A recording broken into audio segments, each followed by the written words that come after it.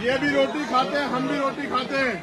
हम किसी भी कीमत पे अपने आंदोलन को पीछे हटने नहीं देंगे। दूसरी बात,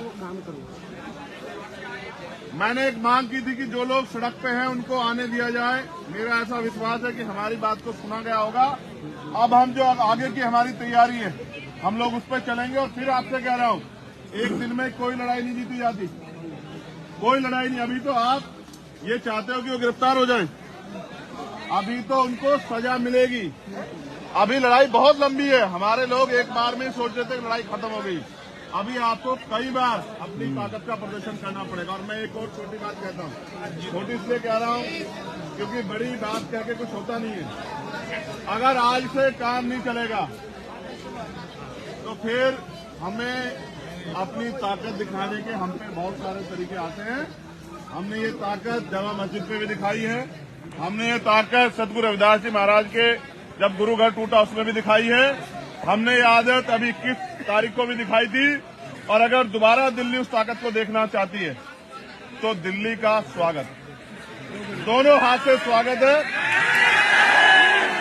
इतिहास गवाह है, इतिहास गवाह है, जिस दिन हम दिल्ली आते हैं ताकत से, कुछ दिन के बाद दिल्ली में अच्छे अच्छों के दांत खट्टे हो जाते हैं।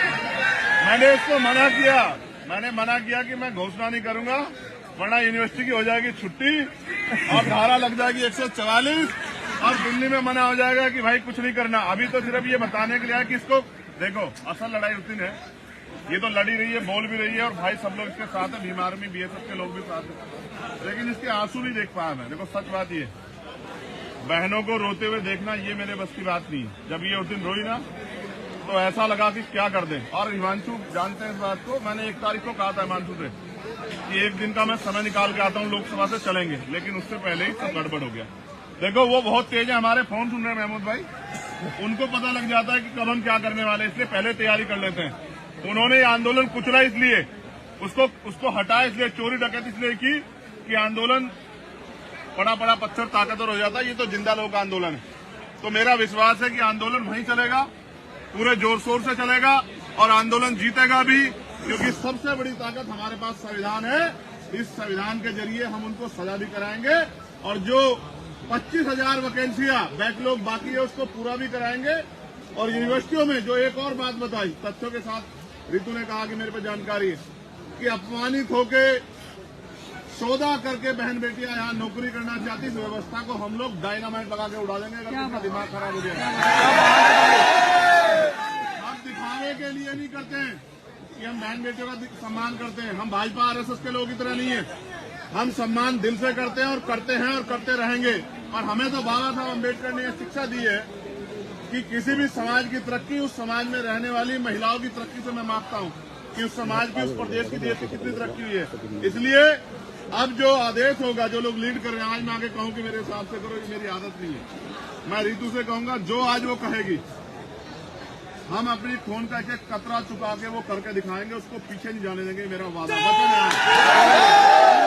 जेल जाना पड़े, मुकदमे लग जाए, गोली चल जाए, लाठियां चल जाए, कुछ भी हो जाए,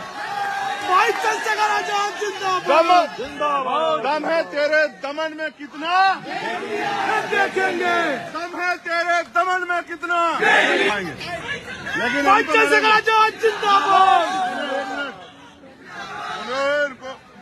एक नकल दिखाने, फोटो खिंचवाने, माइक के आगे खड़ा होने आए हैं, अलग बात है। अगर कोई मदद करने आया तो फिर अनुशासन में चलना, ऐसा नहीं कि भाग भाग के आगे जाओ। वो इस बात से आइडिया लगा लेंगे कि ये जिम्मेदार लोग नहीं है। जिम्मेदार बनो, नहीं बनोगे कुचले जाओगे। एक एक करके सबका नंबर आएगा। इसलिए धन्यवाद और आपसे आग्रह कि जैसा रितु आदेश करेगी, हमारे दोनों लीडर महेश भाई, हिमांशु जी और नरेंद्र भिकूराम जैन साहब, ये तीनों हमें गाइड करेंगे। हम इनके हिसाब से रितु की बात के साथ आगे बढ़ेंगे। धन्यवाद। जय भीम।